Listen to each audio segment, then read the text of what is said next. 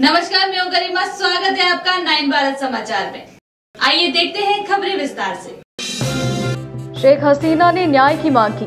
पिता की हत्या के दिन शोक दिवस मनाने का आह्वान किया। आसाराम को इलाज के लिए 7 दिन की पैरोल मिली। 4 दिन से एम्स में भर्ती। कोलकाता में डॉक्टर की बलात्कार और हत्या पर हड़ताल खत्म करने का फैसला। राजस्थान में पत्नी को बाइक के पीछे बांधकर घसीटा, रोती चिल्लाती रही, किसी ने नहीं बचाया। यूपी के बुलंदशहर में सरकारी कर्मचारी ने 6 साल की बच्ची और बकरी से किया दुष्कर्म, गिरफ्तार। Sponsored by Exclusio Decorative Surface, Acrylic, Interior Clads, Nurani Libas, Ready-made, Textiles, Stitching. E-was, प्यार से घर संवारने दो। यूक्रेन ने मंगलवार को कहा, यदि रूस न्यायपूर्ण शांति स्वीकार करता है तो वो अपने द्वारा कब्जे में लिए गए रूसी क्षेत्र पर नहीं टिकेगा और आक्रमण रोकने की पेशकश करता है। यूक्रेनी बलों ने पिछले मंगलवार को रूस के कुर्स्क क्षेत्र में घुसपैठ की थी और द्वितीय विश्व युद्ध के बाद पहली बार विदेशी सेना द्वारा किए गए सबसे बड़े हमले में 2 दर्जन से ज्यादा बस्तियों पर कब्जा कर लिया गया। रूस ने मंगलवार को कहा कि उसने कुर्स्क में नए हमलों को विफल कर दिया है। 1,20,000 से ज्यादा लोग क्षेत्र से भाग चुके हैं और यूक्रेन के सैन्य प्रमुख ओलेस्कांदर सिरस्की ने सोमवार को कहा कि उनकी सेनाएं लगभग 1000 वर्ग किलोमीटर रूसी क्षेत्र पर नियंत्रण रखती हैं। विदेश मंत्रालय के प्रवक्ता जॉर्जिया तीखी ने मंगलवार को कहा कि कीव रूसी क्षेत्र को कब्जा करने में दिलचस्पी नहीं रखता और यूक्रेन की कार्रवाइयों को पूर्णतः वैध बताया। बांग्लादेश की पूर्व प्रधानमंत्री शेख हसीना ने 5 अगस्त को सत्ता से बेदखल होने के बाद अपनी पहली सार्वजनिक बयान में मंगलवार को ढाका में संभावित टकराव का मंच तैयार किया। उन्होंने लोगों से 15 अगस्त उनके पिता शेख मुजीबुर रहमान की हत्या की वर्षगांठ को राष्ट्रीय शोक दिवस के रूप में मनाने का आग्रह किया और बांग बंधु मेमोरियल म्यूजियम पर श्रद्धांजलि अर्पित करने का आग्रह किया है। इसी दिन अंतरिम सरकार ने 15 अगस्त को राष्ट्रीय अवकाश रद्द करने का फैसला किया। इस निर्णय को मंगलवार को जमुना में एक सलाहकार परिषद की बैठक में मंजूरी दी गई। ढाका छोड़ने के बाद पहली बार टिप्पणी करते हुए शेख हसीना ने देश में दंगइयों को दंडित करने की मांग की है। उन्होंने अपने पिता शेख मुजीबुर रहमान, जो बांग्लादेश के संस्थापक भी थे, उनकी प्रतिमा को नुकसान पहुंचाने के लिए भी न्याय की मांग की है। रेप केस में आजीवन कारावास की सजा काट रहे आसाराम को जोधपुर हाई कोर्ट ने इलाज के लिए मंगलवार 13 अगस्त को 7 दिन की पैरोल दे दी। आसाराम पिछले 4 दिन से जोधपुर एम्स में भर्ती हैं। उसे आयुर्वेदिक इलाज के लिए पुणे के माधोबाग आयुर्वेदिक हॉस्पिटल ले जाया जाएगा।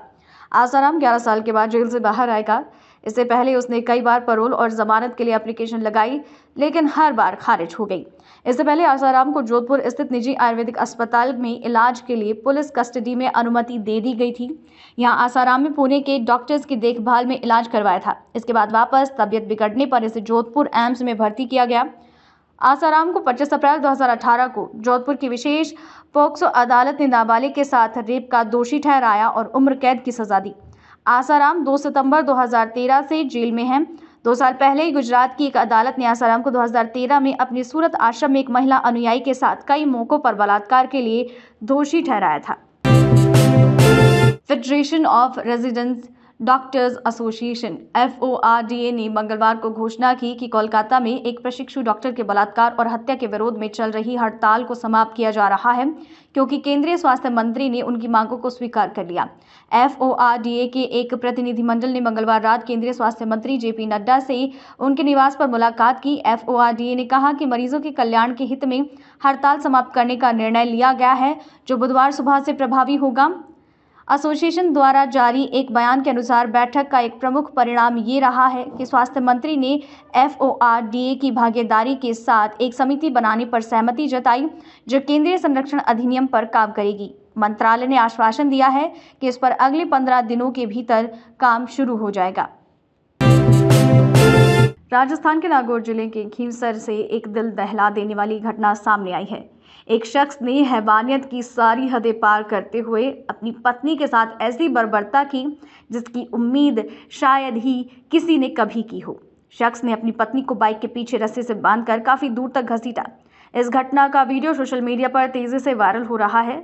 वायरल वीडियो के सामने आने के बाद पुलिस ने सख्त एक्शन लेते हुए आरोपी पति के खिलाफ मामला दर्ज कर उसे गिरफ्तार किया। ये घटना नागौर जिले के खीवसर उपखंड के पाचोड़ी गांव की है। उत्तर प्रदेश के बुलंदशहर जिले में एक सरकारी कर्मचारी को मंगलवार को 6 साल की बच्ची और एक बकरी के साथ दुष्कर्म करने के आरोप में गिरफ्तार किया। यह अपराध जिले के अहमदगढ़ गांव में एक दिन पहले हुआ। इसका एक कथित वीडियो जिसे एक ग्रामीण ने रिकॉर्ड किया था सोशल मीडिया पर प्रसारित हो रहा है।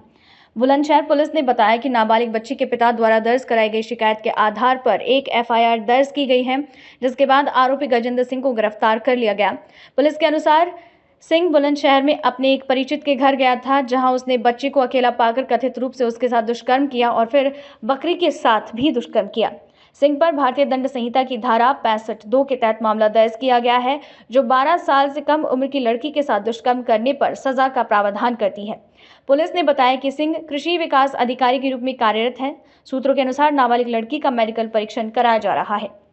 ये थाना अहमदगढ़ क्षेत्र में कल शाम करीब 5:30 बजे ये सूचना प्राप्त हुई थी कि एक व्यक्ति जिसका नाम गजेंद्र सिंह है और वह ADO EP के पद पर शिकारपुर ब्लॉक में तैनात है। वो अपने एक किसी जानकार व्यक्ति के यहाँ गया था और वहीं एक बच्ची थी जिसके साथ उसने दुष्कर्म किया और उसके उपरांत उसने वहां एक बकरी बंधी हुई थी, उसके साथ भी अननेचुरल सेक्स किया। पास में खड़े एक बच्चे द्वारा इस पूरी घटना की वीडियोग्राफी कर ली गई थी।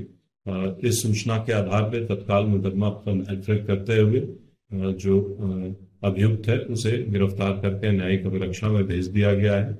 साथ ही पीड़ित परिवार को जो अनुमन्य आर्थिक सहायता है वह उपलब्ध कराई जा रही है। साथ ही साथ मेडिकल और काउंसलिंग की सुविधा उपलब्ध कराई जा रही है। इसके अतिरिक्त इस केस को हम लोगों ने स्पीडी ट्रायल के लिए चिन्हित किया है और इसमें माननीय न्यायालय में प्रभावी पैरवी करते हुए इस केस में सजा दिलाने का भरसक प्रयास किया जाएगा।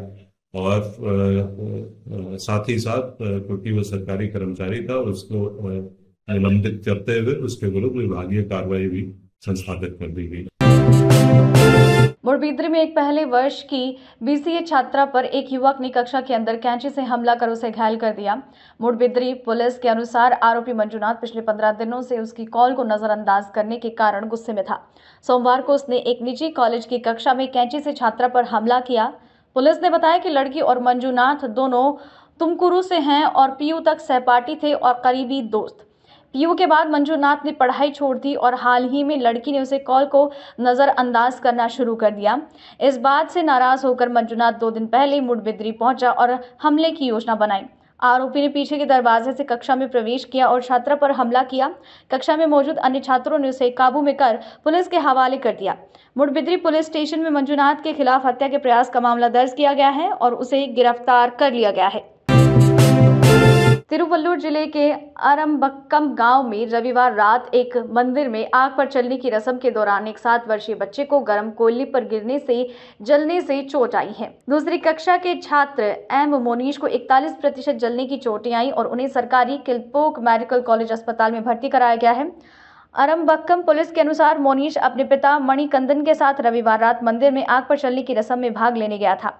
गर्म कोयले पर चलते समय मोनीश कथित तौर पर फिसल कर गिर गया। उसे तुरंत आग से बाहर निकाला गया और गुम्मिडीपोंडी सरकारी अस्पताल ले जाया गया। इसके बाद मोनीश को आगे के इलाज के लिए किल्पोक मेडिकल कॉलेज अस्पताल में स्थानांतरित कर दिया गया। पुलिस और अस्पताल के अधिकारियों ने बताया है कि बच्चा अब खतरे से बाहर है और उसकी हालत स्थिर है। एक मामला दर्ज किया गया है और जांच चल रही है। हैदराबाद के पुराना पुल क्षेत्र में मंगलवार को सजावट सामग्री आपूर्ति कंपनी के गोदाम में आग लग गई, जिसमें लाखों रुपए की संपत्ति जलकर राख हो गई। इस घटना में कोई हताहत नहीं हुआ। फायर अधिकारियों के अनुसार स्वस्तिक सप्लाइंग कंपनी के गोदाम में दोपहर के समय आग लगी। एक कर्मचारी के अलावा जो स्थान पर मौजूद था, एक बाकी कर्मचारी बाहर किसी काम के लिए गए थे। जब आग लगी तो बिहार का निवासी कर्मचारी शाहिद आलम सो रहा था और स्थानीय लोगों द्वारा अलर्ट किए जाने पर जागा। सूचना मिलने पर नजदीकी फायर स्टेशन से 2 दमकल गाड़ियां मौके पर पहुंची और 1 घंटे के भीतर आग पर काबू पाया। आग लगने के कारण की जांच की जा रही है। शेख हसीना ने न्याय की मांग की। पिता की हत्या के दिन शोक दिवस मनाने का आह्वान किया। आसाराम को इलाज के लिए 7 दिन की पैरोल मिली, 4 दिन से एम्स में भर्ती। कोलकाता में डॉक्टर की बलात्कार और हत्या पर हड़ताल खत्म करने का फैसला। राजस्थान में पत्नी को बाइक के पीछे बांधकर घसीटा, रोती चिल्लाती रही, किसी ने नहीं बचाया। यूपी के बुलंदशहर में सरकारी कर्मचारी ने 6 साल की बच्ची और बकरी से किया दुष्कर्म, गिरफ्तार। Sponsored by Exclusio Decorative Surface, Acrylic, Interior Clads, Nurani Libas, Ready-made, Textiles, Stitching. E-was, प्यार से घर संवारने दो। अभी के लिए इतना ही। लगातार खबरों के लिए बने रहिए हमारे साथ। नमस्कार।